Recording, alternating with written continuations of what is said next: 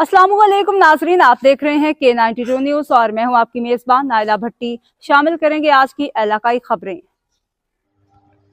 खबर शामिल करते हैं कराची के इलाके पाक कॉलोनी में मौजूद स्टूडेंट टैलेंट क्लब काजी के ज़ेर एहतमाम टैलेंट हैंड क्रिकेट टूर्नामेंट के इनाकाद पाक कॉलोनी में किया गया।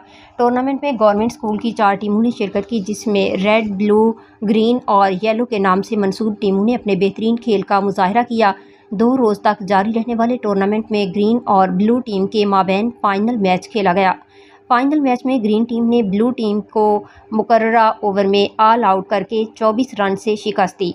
टूर्नामेंट में मजमूई तौर पर मोहसिन अब्दुल्ला और हाजिम ने बेहतरीन बॉलिंग की, जबकि इबाद, राहील और मुस्तफ़ा ने उम्दा बैटिंग का मुजाहरा किया, जिस पर उन्हें मेडल और शील्ड पेश की गई। इख्तिताम पर रनर अप कप्तान को अवार्ड और ट्रॉफी, जबकि फातेह ग्रीन टीम के कप्तान इमरान खान को ट्रॉफी और तमाम खिलाड़ियों को head mistress Maimoona Jabeen, Mohammad Naeem, organiser Rehan Akram समेत दीगर असातिज़ा ने मेडल पेश किए।